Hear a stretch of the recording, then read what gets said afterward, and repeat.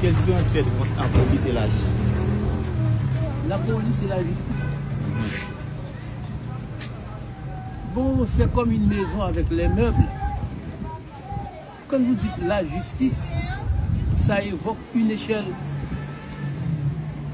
L'échelon au-dessus ou au sommet, c'est tout le chef d'État. Après le chef d'État se trouve le premier juge de la nation. Le juge qui est agréé et promulgué, qui peut prendre n'importe quelle sanction, et il n'y a pas une personne autre qui peut le révoquer. Troisièmement, on trouve les tribunaux. Quand j'évoque les tribunaux, pour utiliser la police, basiquement, il faut avoir un mandat.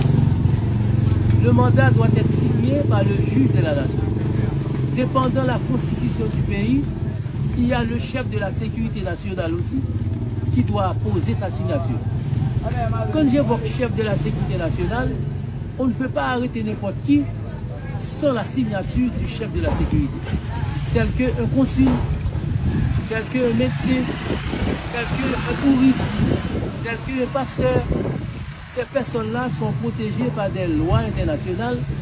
On ne peut pas les arrêter s'il n'y a pas l'autorisation des personnes hautement placées. Mais pour la police et la justice, c'est comme cuisiner, c'est un réchaud. Réchaud, c'est la justice.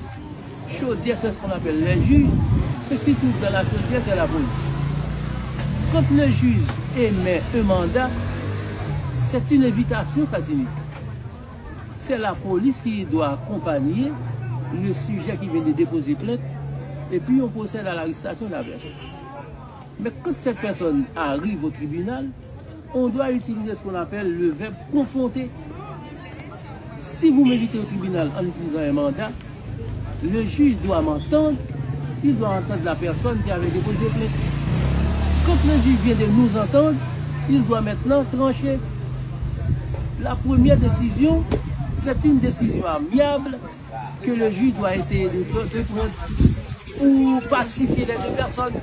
S'il voit qu'il n'y a pas lieu de la pacification, il doit trancher les deux parties.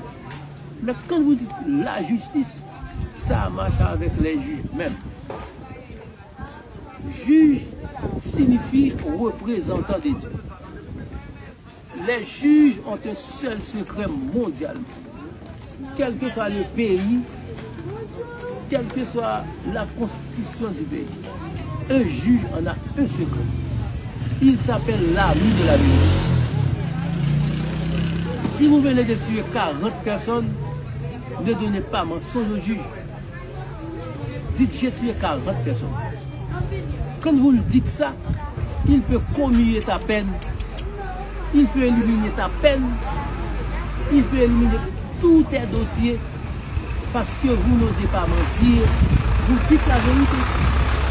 Quand vous dites la vérité au juge, votre sentence est réduite de moitié. Si c'était une peine de mort, le juge peut éliminer la peine de mort en une peine carcérale.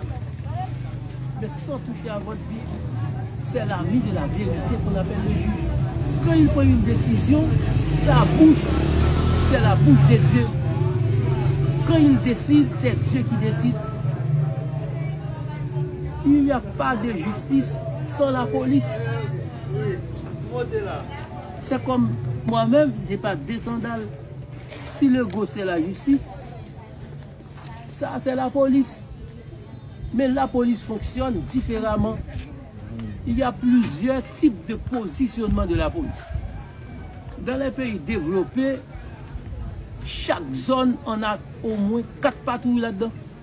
Des patrouilles stables. De chaque carrefour, vous positionnez une patrouille. C'est ce qu'on fait à Miami, à New York, à Denver, à Chicago. Quand une personne habite Bizoton, appelle la police d'urgence. Si le commissariat n'a pas une voiture à Bizoton, c'est une nation sous-développée. Vous devez prépositionner la police, le seconder, la population d'abord. C'est-à-dire